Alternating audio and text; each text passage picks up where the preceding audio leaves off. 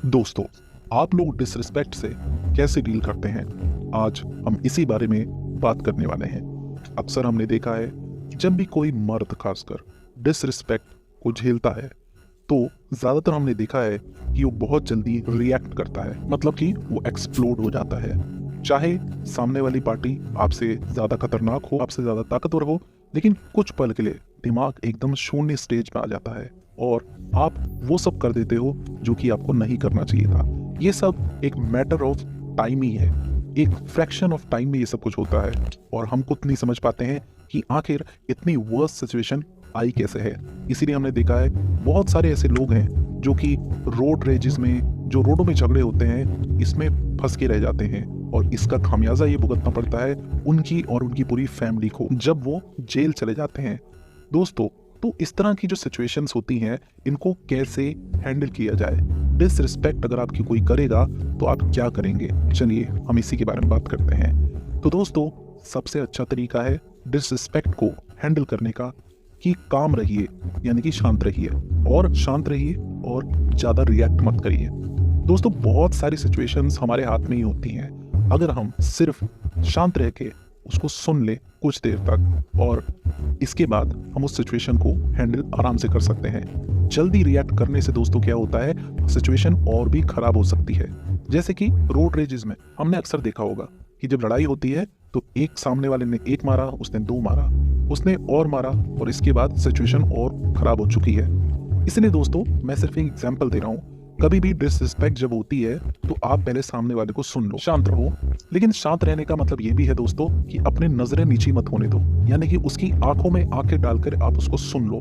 इससे क्या होगा, जब आप आंखों में आंखें डाल के देखोगे दोस्तों, तो होगा क्या, जो पर्सन है, जो इंसान है, वो सोचेगा कि आप में कुछ बात तो है। इसीलिए आप में आंखें मिलाने की ताकत है, साथ में आप में सुनने की भी ताकत है और सिचुएशन को हैंडल करने की भी ताकत है। इसलिए दोस्तों, बहुत ही अच्छा तरीका होता है किसी को भी कि आप एकदम से ट्रिगर ना हो जाओ, यानी कि एकदम से रिएक्ट ना करो। कभी कभी सामने वाले चाहते हैं कि हम एकदम से रिएक्ट हो जाएं और अपना आपा खो के वो कर दें जो कि नहीं करना चाहिए था। इसके बाद दोस्तों, डिसरिस्पेक्ट को फेस करने का दूसरा तरीका है कि आप सेट बाउंड्रीज बना लीजिए। सेट बाउंड्रीज का मतलब है कि एक लेवल के तक आप उसको सहन कर सकते हैं, लेकिन उसके बाद आप वहां से चले जाइए। सबसे बेस्ट तरीका है, अगर आप सुन रहे हैं उसकी बात तो सुनिए जरूर, लेकिन कुछ टाइम के बाद जब बाउंड्रीज खत्म हो रही हैं तो आप वहां से just leave that place. Next तरीका है दोस्तों कि कभी कभी एक छोटी सी अपोलॉजी आपको बिल्कुल ही उस सिचुएशन से अलग कर सकती है। यानी कि आपको अगर ऐसा लगता है कि सामने वाला आदमी आपके लिए इंपॉर्टेंट नहीं है लेकिन फिर भी वो आपकी डिसरिस्पेक्ट कर रहा है, तो उसका तरीका है दोस्तों कि आप अपोलॉजी यानी कि उससे माफी मांग लीजिए।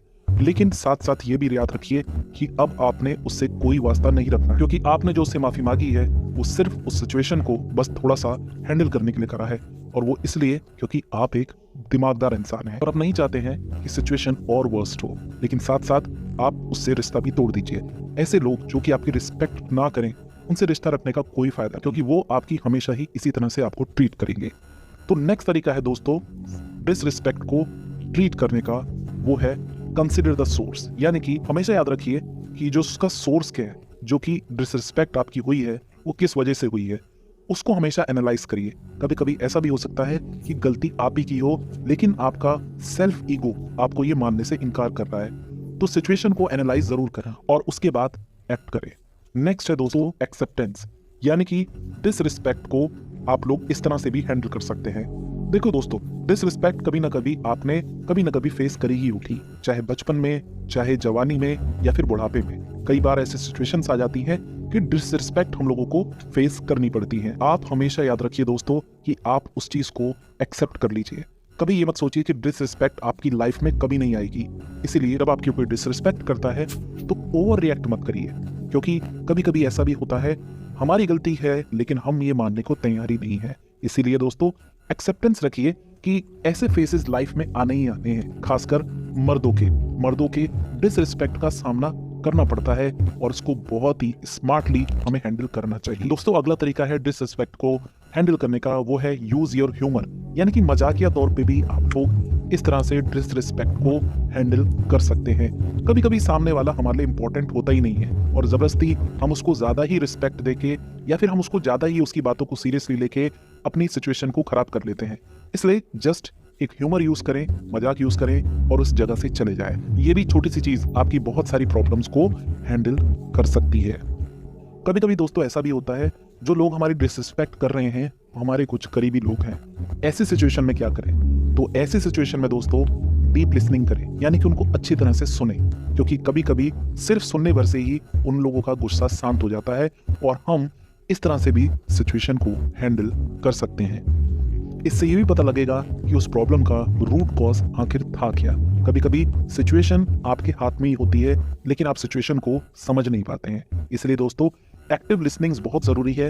इन केस अगर आप कोई करीबी आपका डिसरिस्पेक्ट करता है, हो सकता है उसका स्टेट ऑफ माइंड उस लेवल में पहुंच गया है कि अब उसके सामने और कोई रास्ता ना हो, तो प्लीज एकदम से रिएक्ट मत करिएगा। दोस्तों जो आखिरी तरीका है वो आपको शायद थोड़ा सा अजीब लगे, लेकिन हमेशा माफ करने के लिए रेडी रहिए। जी हाँ, क्योंकि जो माफ कर देते हैं वो काफी जिंदगी में आगे जाते हैं, और जो नहीं करते हैं वो छोटी छोटी सिचुएशंस में लड़ते झगड़ते और उसमें फंसते रह जाते हैं। तो दोस्तों माफ करने का तरीका है कि आप सिचुएशन को हैंडल करें बहुत ही आराम से, माइंडफुली, दिमाग से, और सामने वाले को माफ कर दें। अगर वो सामने वाला आपके लिए इंपॉर्टेंट नहीं है तो उसको छोड़ दें। तो दोस्तों आई होप ये वीडियो आपको पसंद आया होगा। अगर पसंद आया है तो चैनल को लाइक, शेयर और सब्सक्राइब जरूर करें।